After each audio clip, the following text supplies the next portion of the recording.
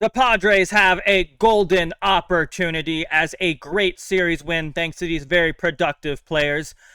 Padres are set for the series coming up. I got I got really distracted by Dylan Cease's eyes in that. Hold on, can we show that again? His eyes look so crazy, it distracted me. I forgot what I was gonna say. Hi, welcome back to another episode of Padres Digest with your host Andrew. Today it is very hot outside. I am sweating, but I suffer through the pain just to make videos for you. You're welcome. Anyways, good victory today against the Giants. Some small things we'll talk about, obviously, but I think we should just, jump right into it. Please subscribe as always, of course. So let's start with our AJ Cassavell recap. Final Padres 8, Giants 4. The Padres picked up a game on the Dodgers by winning 3 of 4 against the Giants this week. They also dismantled the Giants in this season series, 10-3. Also apply. One game now separates SD from LA ahead of this weekend showdown at Petco Park. So the Dodgers were one game behind last time. Now we are one game behind this time. Is that going to mean something? Probably not. But I'll put it out in the universe anyways. But enough of the Dodgers. We will talk Dodgers. I know it's like, why are you talking about the Dodgers in the Giants video? Oh, they're rent-free in your head, Andrew. Listen, it's a Padres baseball channel, and the Dodgers are a relevant piece of Padres season right now. So, shut up. Shut up. But yeah, Padres bounce back from a 4-game skid with a 3-game winning streak. They have taken 6 of the last 7 from the Giants. They go head-to-head with the Padres. Padres won a game. Yeah, we already kind of got that already. Don't want to bore you with that information. But let's start with this. Padres have the weakest remaining schedule of any team for the rest of the season. So we are going to play the Brewers. We are going to play, obviously, the Dodgers. And then the Reds at some point, I'm pretty sure. But everyone else is, I think, a below 500 team. I'd have to double check. But we're set up nicely. Let's just hope that we can, take advantage. Because we do have a better record. The entire year, we've had a better record against below 500 teams than above 500 teams. And you've seen it from, the style of play we play. We get dismantled by the Dodgers, but we destroy the Giants. So, let's hope we can fix that, but also keep up the winning season or winning series against the below 500 teams. Because obviously, get to the playoffs, let things happen, right? Let things get freaky. That's a weird way to say it. Let things get weird. Let things, you know what I mean. Okay, let's start with Dylan Cease. Strikes out 7 in a start. Dylan Cease has a good day on the mound. Some people might find that debatable, but I'll explain it in a sec. As he accumulates 7 strikeouts and only gives up 2 walks during his 5-inning start. And then the Padres made 3 misplays in the span of 3 plays behind Dylan Cease, starting with a miscommunication between Laureano and Tatis in right center. The Giants lead 2-0 as a result. Can't fault Cease in the slightest. So those are 2 ways of looking at things, right? There's the Dylan Cease, you suck. And there's the Dylan Cease, you did better. And had a pretty okay to good game. I'm in the middle. So, yeah, obviously those mishaps, let's call them, led to some run scoring and kind of hurt Dylan Cease. But it looks like the runs did count against him, the earned runnage of it. But on the flip side, only 2 walks, 7 strikeouts is still pretty good. I mean, Dylan Cease is obviously a whiff master. They saw on the graphic today that they lead the league, or he leads all pitchers in whiff percentage, so he gets a lot of people to miss.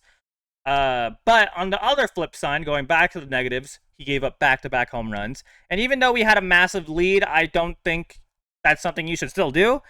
But I also think that Dylan Cease maybe wasn't trying as hard now that he had a 6-run lead at that point. So it's a toss-up. If you said he had a bad day, I wouldn't disagree with you. If you said he had a good day, I wouldn't disagree with you. Either way, we won. So who, frankly, gives a flying flippity flip? Win games. That's all that matters. Stats aside, let's just win some games, right? I mean, like we said yesterday, Verlander has some good starts. Not today, obviously, but he's had some good starts, and the Dodgers or the Giants have literally never backed him up. But yeah, sorry. Let's look at Dylan Cease's previous starts. I mean, obviously the Dodgers won, not great, right? 3 runs, 5 runs, but against Boston, which is still a really good team. They were a very, very hot team. Nothing. Oh, I guess 2 earned runs is nothing. I mean, but better. Let's put it that way. Better. And then 0 against the Cardinals, who are still a good team also. So he's had a mix of good starts. I mean, this month his ERA is 3.14, which is obviously very good for what Dylan Cease has done this year.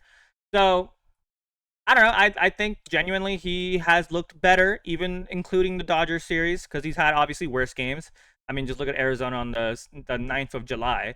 So I still think he's trending upward, even with that mishap. It's still yet to be seen if he can handle like pressure situations. That being said, I'd rather he have the yips now than like Game 7 of the NLCS against the Brewers, which is my now prediction that I'm claiming right now. But I rather, like I said, I'd rather him have the yips now than like knee deep in October. Just a me thing. I mean, you guys can let me know if you agree with me. Bullpen wise though, because I don't have a graphic for it, but I'll show you anyways. Estrada, really good. Morejon, I mean the walk, but still really good. Mason Miller, obviously, really good. Roberto Suarez, also obviously, really good. So when you have pitchers like this, it's pretty obvious that all you got to do is go 5 innings and then let the bullpen do their thing. So classic Padres victory today. And I guess we can just talk about pitchers tomorrow. We do play. Well, no, never mind. I'll talk about it later because I don't want to talk about the team that should not be named until a little bit later. So now for offense, that was a beautiful baseball, man. Bunt, bunt, bunt, double in the gap, 6-2 Padres. Yeah, I love that stretch. Some of you are like, why is Tatis bunting? Why isn't he trying to hit a home run? Listen, their third baseman has not thrown a good, like he had like what 3 errors this series. So challenge him, and it worked. And they're pretty good bunts too. Like Tatis is a good bunter, to be honest.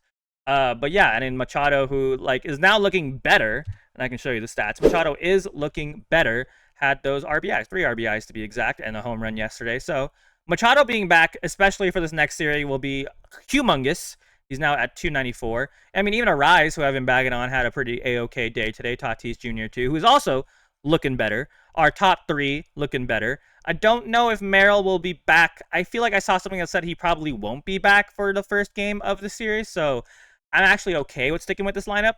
Gavin Sheets, not a great game, but I still think he's earned himself enough at-bats to stay at left field for right now. I mean, even Bryce Johnson had a pretty good game, the 1 hit. But yeah, a good game overall for a lot of people. Cronenworth, a lot of people have been bagging on Cronenworth recently, and I want to make a video defending Cronenworth. But to say this though, I wouldn't mind Arraez at second, but he's not a good defender. And Cronenworth, if you ignore the average, his slug and his on base has been like one of the, right now not really, but at the highest point of this year, it was better than a lot of his career years besides 2020 and 2021. So like while his stats don't look sexy, he has been solid, and he's the kind of guy who goes out literally every single day, plays his best, plays good defense, and honestly, I can't fault the guy for it. And he's gonna be here until like, I don't know, what year was it? 2030 or what are we? 2025? So like, I don't know, 2032, I think. So yeah, I mean, again, I'll say this: I'm not saying we excuse his not as good play, but also you probably shouldn't expect him to play as good as like Tatis. Like he's not that good. Obviously, you want serviceable, but to be honest, he's around average, right? And for what we're paying him, which isn't like, it's not a little bit, but it's not a lot. It's a, we'll say like a slight overpay. But yeah, well, if I make a video about that, I'll talk about it more. But yeah, like I said, I wouldn't mind Arraez at second, but I'm okay with Cronenworth also being at second. Maybe lefty-righty matchups, but Arraez at second, Cronenworth on the bench. Oh, sorry, lefty matchup tomorrow, basically, because we're playing Blake Snell. Arraez playing second, Cronenworth on the bench. Let's put it that way. I don't think it's gonna happen, but let's put it that way. What was I saying? Offense? Yeah, really good. Let's keep it up. Let's keep it up. Okay, I never keep track of what I am doing. Okay, Padres will break their sellout record this weekend during the Dodgers series. Last night was the 55th sellout of the season at Petco Park, meaning the Padres will break the franchise record this weekend during the Dodgers series. The record 56 was set last year. Padres are on pace to draw nearly 3.4 million fans this season, which would also break last year's record of 3,314,593 fans. So, Padre fans, congratulations. You are great fans. And it's been apparent for the past, I don't know, since like 2020 now. Yeah, you could say bandwagon, but like we're good enough to have bandwagons, which is like an accomplishment in itself, to be honest. So yeah, thanks y'all for being amazing. But yeah, and now they're gonna charge us more for season tickets and all that. I say us, I can't afford season tickets. I've never been able to afford season tickets. But for you richer people who have more expendable money, they're gonna raise the prices on you. But yeah, I can only go like 3 Padre games a year. I miss you, San Diego. I wish I could go more. Okay, I lost myself. Anyways, so now talking about the next series. Again, I know this is a Giants video, but it's still important to talk about, in my opinion. I'm curious which Padre team shows up this weekend, the one that got swept last weekend or the one that outscored the Giants 21-6 over the last 3 days. I am hoping for the latter. If the Padres can just envision the Dodgers wearing Giants uniforms, they might never lose again. Like when you get like scared of public speaking and like you picture everyone naked, do that, but they're wearing Giants uniforms. Please, Padres. I need at least one victory. At least. I know last time I was super confident. I was like, it looks like a sweep right now. Listen, I'm realistic here. Get us one at home. Get us at least one. I would love a sweep. I would die for a sweep, but I'm begging you for at least one.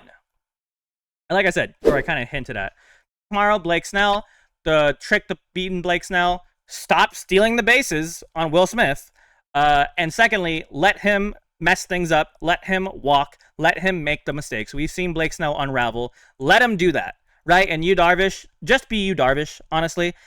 He's probably going to give up some runs, especially in the early outing, and then he's going to probably, hopefully, shut things down.